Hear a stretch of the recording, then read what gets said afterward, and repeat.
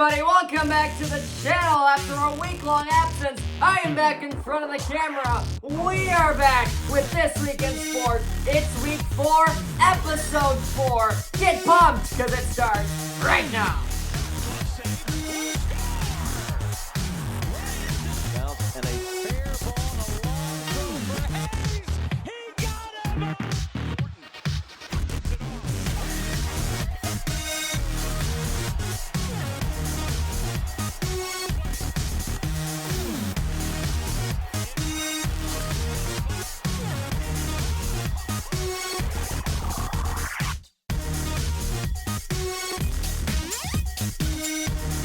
Oh, what another exciting week of sports we got. I did not make one of these videos last week because there wasn't really too much exciting stuff going on.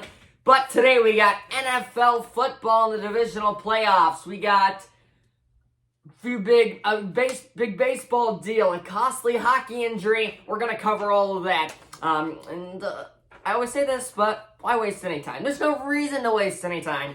So let's get going with the NFC divisional, or the NFL divisional playoffs. They return this week, back and better than ever. Some of the best matchups we have ever seen, some of the best games we have ever seen. 4 of those games, 8 of those teams, all those teams were looking for a spot in their respective championship games on this coming Sunday. First matchup of the week was the 1-seed Kansas City Chiefs. They hosted the 4-seed Jacksonville Jaguars over on the AFC side.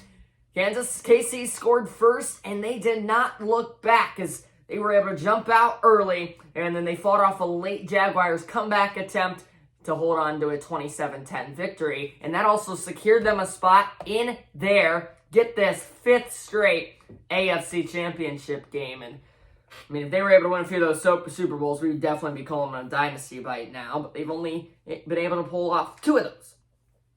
Next one, it was the Saturday night game. It was a good old-fashioned NFC East rivalry between the New York Giants and the Philadelphia Eagles in Philly. Giants were trying to continue what would have been an impossible run coming into the season, not really going for the playoffs, exceeded everybody's expectations. Brian Daboll in his first year has put himself in a good spot for Coach of the Year, but they just came out of the gate sluggish in this one, as frankly the Eagles were just mighty as always, and they just dominated every facet of the game, every aspect from every angle you look at it. They went on for a 38-7 blowout win at home.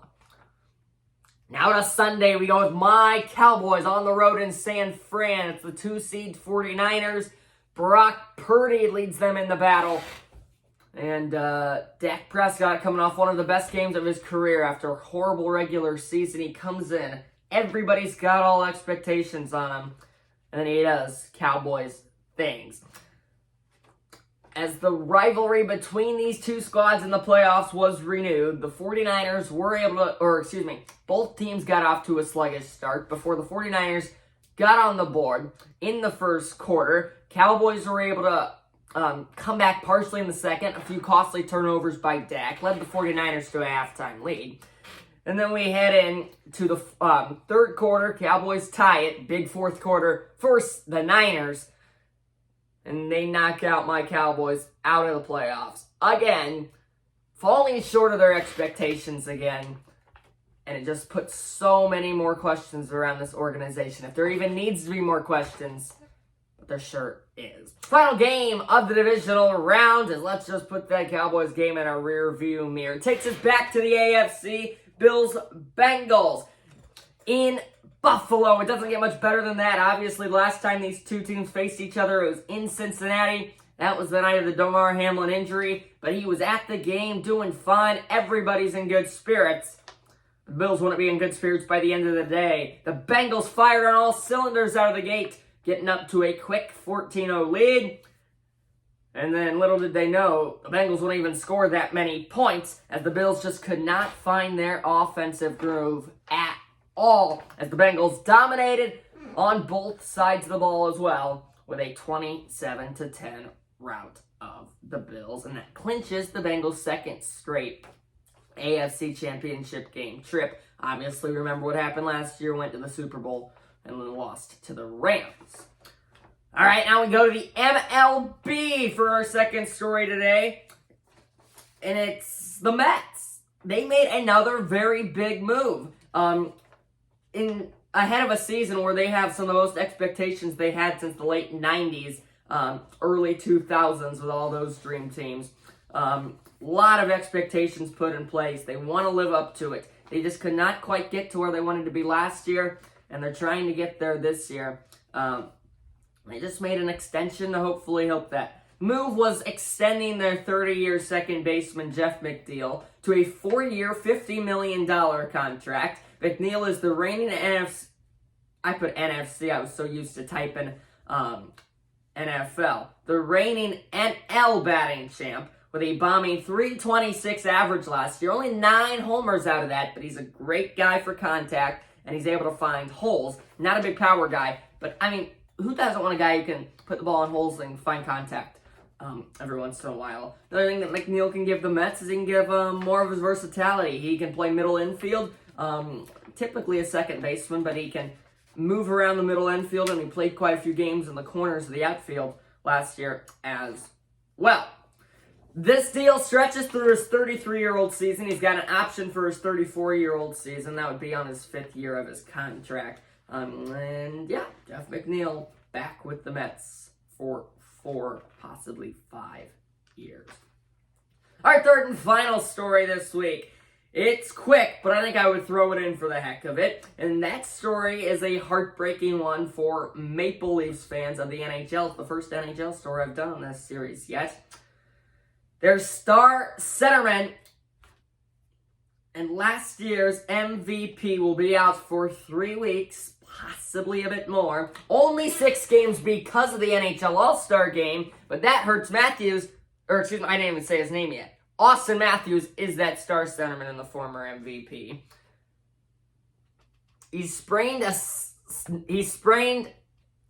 knee in the game against the Rangers earlier this week in their overtime win. And now they're saying 3 weeks, so that's bad for the team and him on a few accounts. It's bad for him because he misses the All-Star game. It's bad for him because he was having one of his best seasons yet, trying to go for that back-to-back MVPs. He's got 53 points in just 47 games. Dominant scorer, and still a decently young career. But for his team, it's heartbreaking because they've been rolling. They won 4 of their last 6. They've gotten to 30, 11, and 8. That's good enough for the second most points in the NHL, behind only the Bruins, who have just been unbelievable this season.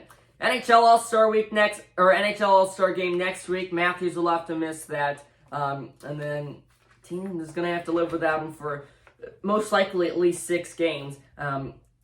Which having that All-Star game in there kind of benefits him, and kind of hurts Matthews at the same time, just in his own way. But we'll see how it all pans out. Thank you so much for watching, everybody. That is it for Week 4.